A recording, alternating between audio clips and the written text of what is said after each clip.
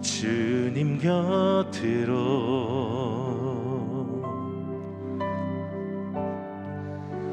날 이끄소서.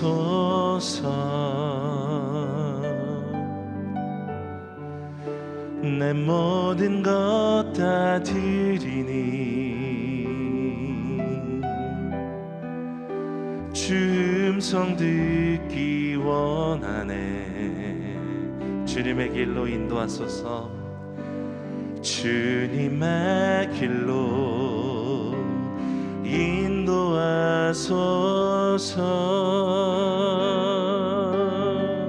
주님만이 내 모든 것 되시니 주님만이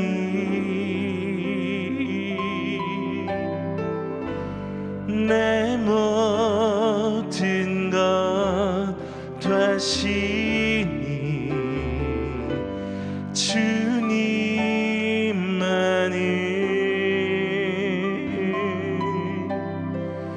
더 알게 하소서. 나의 참 소망, 나의 참 소망, 그 무엇과도 바꿀 수 없는 주 사랑, 바꿀 수 없는 주 사랑, 그 품에 나 안기리, 그 품 안에 나 안기리. 주님의 길로 인도하소서. 주님의 길로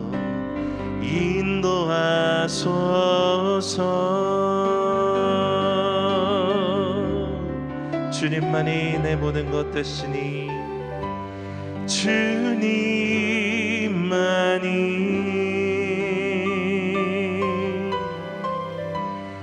내 모든 것 되시니 주님만이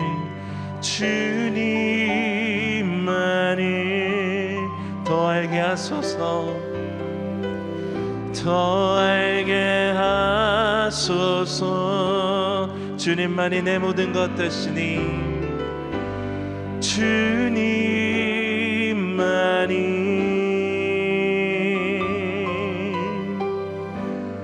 내 모든 것 되시니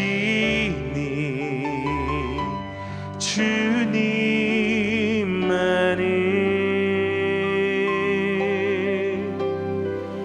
더 알게 하소서. 우리 한 번 더. 주님만이 내 모든 것 되시니 주님만이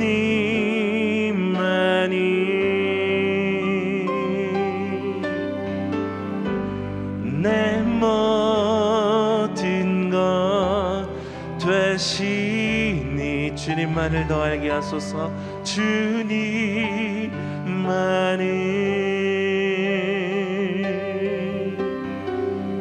더 알게 하소서. 하나님 아버지 감사합니다. 오늘 이 하루 우리에게 생명과 호흡을 연장하심으로 살게 하시고 이 땅을 살아가게 하시는 주님의 은혜를 찬양합니다. 오늘도 주의 마음을 우리가 깨달아 알아 주의 영광을 위해 또 우리의 마음의 왕자에서 내려와 주님을 섬기며 아버지 살아가는 기쁨과 은혜를 누리게 하여 주시옵소서. 오늘의 주인이신 예수님의 이름으로 기도드립니다. 아멘. 오늘 말씀은 고린도후서 8장 16절에서 24절입니다. 오늘 자막이 준비가 되지 않았는데요, 함께 찾아서 읽도록 하겠습니다. 고린도후서 8장 16절에서 24절까지의 말씀 우리 한 목소리로 다 함께 읽도록 하겠습니다. 읽겠습니다. 너희를 위하여 같은 간절함을 디도의 마음에도 주시는 하나님께 감사하노니 그가 권함을 받고 더욱 간절함으로 자원하여 너희에게 나아갔고 또 그와 함께 그 형제를 보내었으니 이 사람은 복음으로써 모든 교회에서 칭찬을 받는 자요, 이뿐 아니라 그는 동일한 주의 영광과 우리의 원을 나타내기 위하여 여러 교회의 택함을 받아 우리가 맡은 은혜의 일로 우리와 동행하는 자라.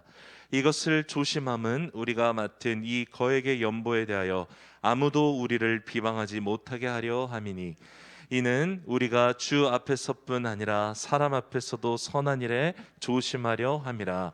또 그들과 함께 우리의 한 형제를 보내었으니 우리는 그가 여러 가지 일에 간절한 것을 여러 번 확인하였거니와 이제 그가 너희를 크게 믿음으로 더욱 간절하니라.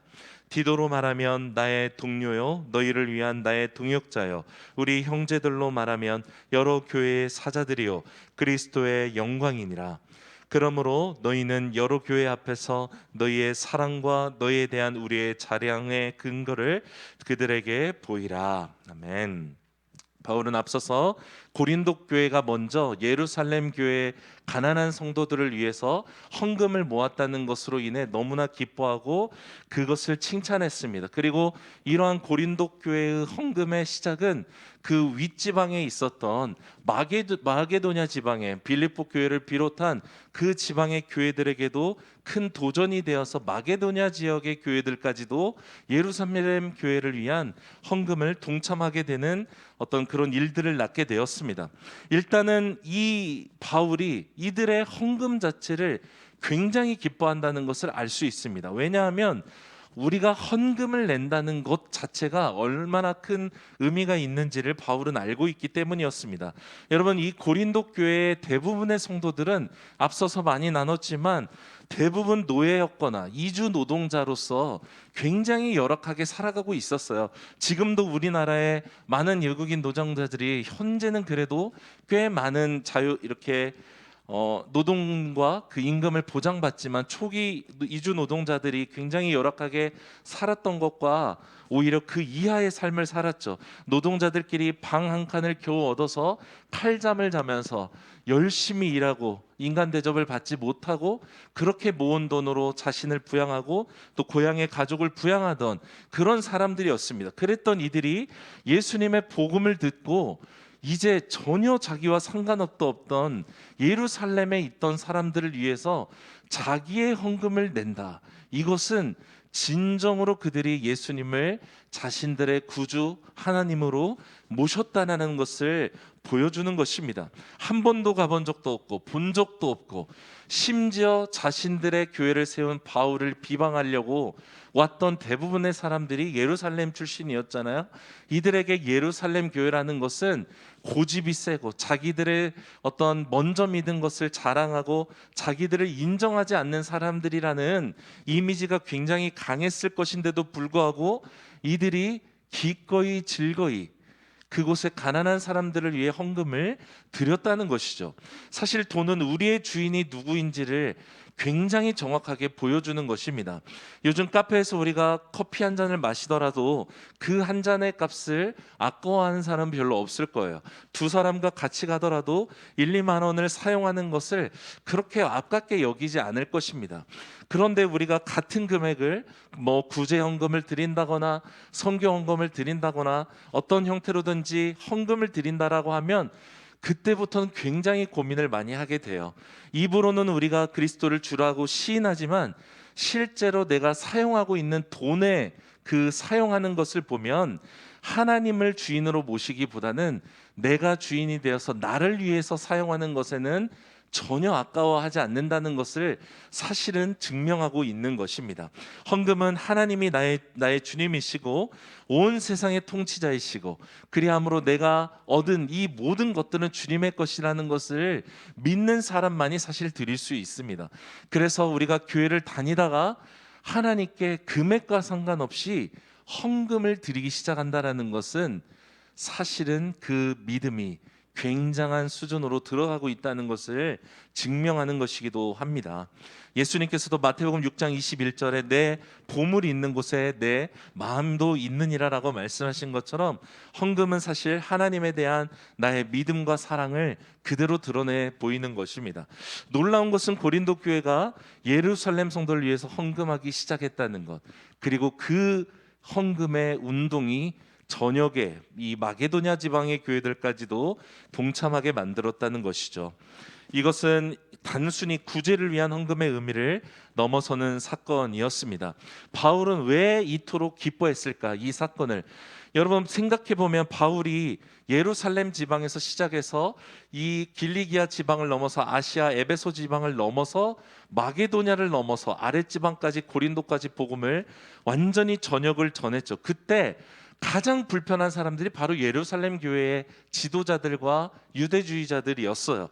아직도 율법과 이 믿음으로 구원을 얻는다는 문제로 굉장히 골머리를 이렇게 썩고 있고, 여러 전통들, 자기들이 지켜왔던 율법의 전통들을 아직 다 해결하지도 않았는데 바울은 믿음으로 구원을 얻으면 끝난다고 말하고 할례 받을 필요가 없다고 말하고 여러 가지 자기들이 지켜오던 전통들을 무시하는 것처럼 여기니까, 그러면서 이방인 성도들, 피부색이 다르고 문화가 다르고 술과 어떤 성적인 것을 즐기던 사람들을 받아들인다는 것이 너무나 어려운 것이었어요.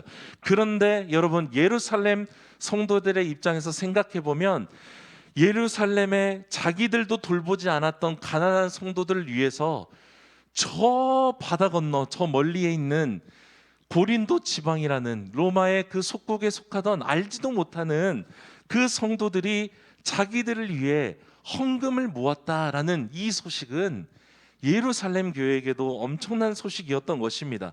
그래서 바울은 이 헌금을 통해 이 예루살렘 교회와 이방인 교회의 연합과 화해를 꿈꿨던 것입니다. 그래서 너무나 기뻐했던 것이고, 오늘 말씀에 이 헌금을 전달하는 것을 굉장히 조심스럽게 바울이 접근하고 있다는 것을 알 수 있습니다.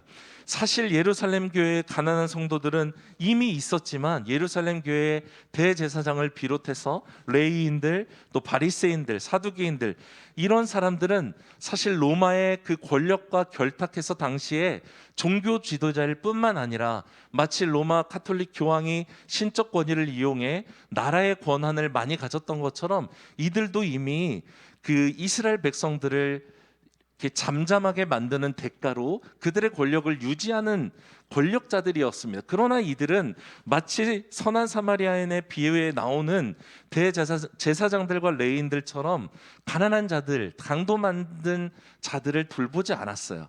그런데 오히려 이방인 성도들, 더 가난하고 죽을 듯이 일하면서 살아가고 있는 이 사람들이 자기들을 위해 헌금을 보냈다는 것만으로도 진정한 복음이 이들에게 임했다는 것을 그대로 보여주는 사건이었다라는 것입니다.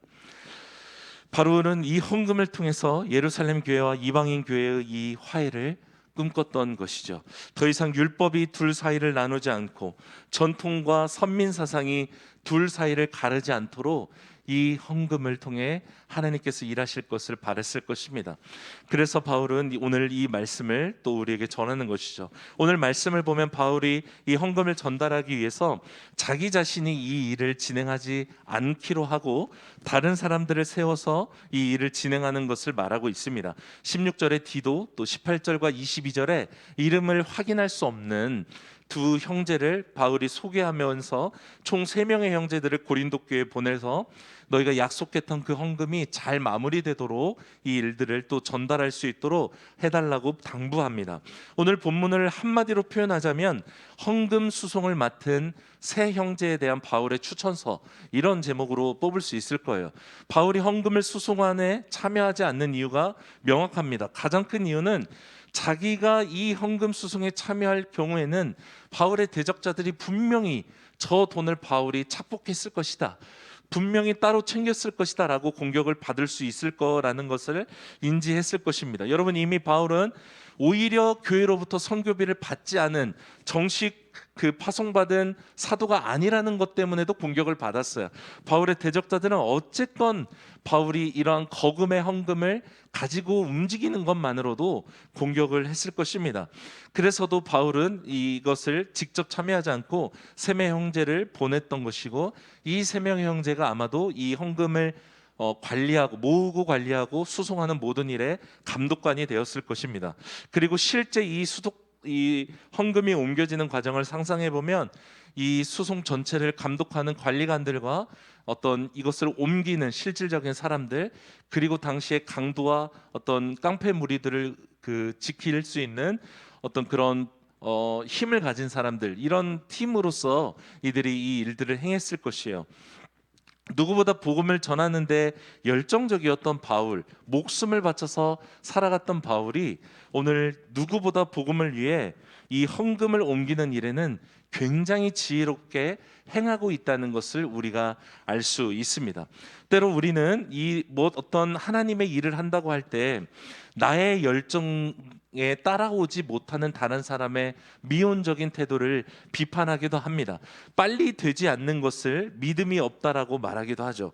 이는 열정만이 정답인 것처럼 여기는 태도로부터 나오는데, 사실은 이 열정이 주인이 된 사람이 실패할 수밖에 없는 이유가 무엇이냐면 바로 열정의 이유가 하나님의 영광에 있지 않고 자기가 옳다는 것을 증명하는 것에 있기 때문에 위험한 것입니다. 내가 원하는 대로 안 된다라고 불평하기 시작하고 내가 생각하기에 이래야만 된다라는 것을 고집하는 것은 사실은 그런 것이 필요한 경우를 제외하고서는 나를 높이는 굉장히 위험한 행동이기도 한 것이죠. 열정으로 사역하되 오늘 바울처럼 지혜가 필요한 것입니다. 자기가 모든 것을 다 할 수 있다라는 욕심을 버리고 오히려 각 교회로부터 파송받은 형제 두 사람과 또 디도라는 훌륭한 사역자이고 동역자를 보냄으로 말미암아 이 헌금 소송을 맡기는 또 절제가 필요했던 것이죠.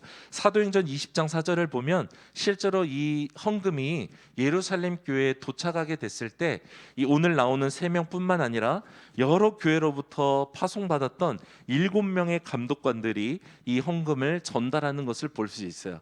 바울이 얼마나 이 헌금을 안전하고 또 건강하게 전달되기를 원했는지를 알 수 있는 것입니다.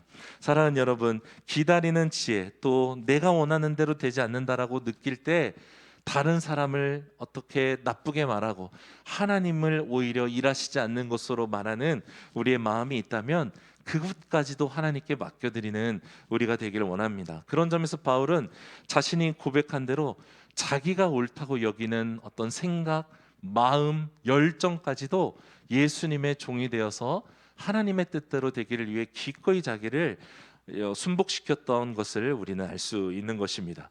지혜롭게 사역하고 또 열정으로 사역하는 바울의 모습인 것이죠. 오늘 우리가 그리스도를 주님으로 영접해서 살아가는 이 믿음으로 살아가는 생활은 내가 원하는 대로 또 기도한다라고 내가 기도한 대로 된다라고 해서 그것이 성공한 믿음 생활이 아닙니다. 느리더라도 잘 되지 않더라도 내가 원하는 것처럼 되지 않더라도 하나님의 뜻대로 이루어지는 것이 바로 하나님이 원하시는 삶을 사는 것이죠. 그렇게 내가 아니라 그리스도만이 내 안에 왕이 되시고 주님이 되시는 인생을 위해 기꺼이 나의 열정과 감정을 내려놓을 수 있고 하나님을 인정하고 기다릴 수 있는 믿음으로 살아가는 오늘 우리의 인생이 되기를 원합니다. 오늘 우리 이 말씀을 기억하며 함께 주님께 기도하기를 원합니다. 하나님, 내 열정과 내 마음과 내 생각이 마치 가장 의로운 것인 것으로 여기고 이렇게 되는 것만이 하나님의 뜻이라고 생각했던 그런 어리석은 마음, 또 교만했던 마음들이 있음을 고백합니다. 하나님, 주님의 지혜를 구합니다. 또 하나님, 내가 어디까지 행해야 될지 가르쳐 주시고 하나님의 뜻대로 또 하나님의 그 때를 기다리는 또 지혜로 살아갈 수 있게 해 주옵소서. 오늘 우리의 삶 가운데 주님 왕으로 자정하사 함께 해 주시옵소서. 우리 주님께 함께 기도하도록 하겠습니다. 하나님 아버지, 감사합니다. 우리를 부르실 때 하나님의 꿈과 비전을 주심으로 살아가게 하셔서 감사합니다. 그러나 우리가 믿음으로 살 때 하나님, 내가 주인이 되어서 나의 영광을 위해서 살아갈 때가 얼마나 많은지 모릅니다. 하나님, 내가 원하는 대로 되지 않을 때 너무나 쉽게 불평하게 되고 원망하게 됨을 보게 됩니다. 주님, 나의 마음의 왕자에서 내가 내려오게 하여 주시고 그리스도 예수를 주로 모이시고 살아가게 하여 주옵소서.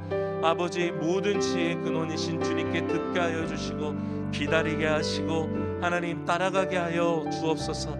오늘 우리에게 필요한 지혜와 힘과 능력을 구합니다. 주여 말씀하여 주옵소서. 성령님 깨닫게 하여 주시고 인도하여 주옵소서. 느끼게 하시고 들려지게 하시고 감동하여 주옵소서. 그래야서 우리의 삶이 주님께 드려질 수 있도록 오늘 아버지의 은혜를 허락하여 주옵소서. 하나님 아버지 감사합니다.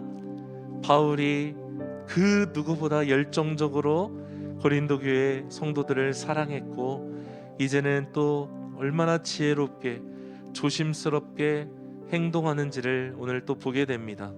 하나님, 우리의 삶 가운데도 뜨거운 열정과 또 하나님의 지혜와 절제가 우리의 삶 가운데 임하게 되기를 원합니다. 무엇보다 내가 옳다는 아버지 그런 교만과 아버지 나 스스로를 높이는 의로움을 버리게 하여 주시고 모든 상황 속에서 모든 문제들 앞에서 주님을 시인하여 주님을 따라가는 우리 인생 되게 하여 주시옵소서. 가장 선하고 좋으신 주님을 찬양합니다. 이제는 우리 주 예수 그리스도의 은혜와 하나님 아버지의 사랑과 성령님의 교통하심이 예배하며 나아가는 우리 모두에게 임하시기를 간절히 축원하옵나이다. 아멘.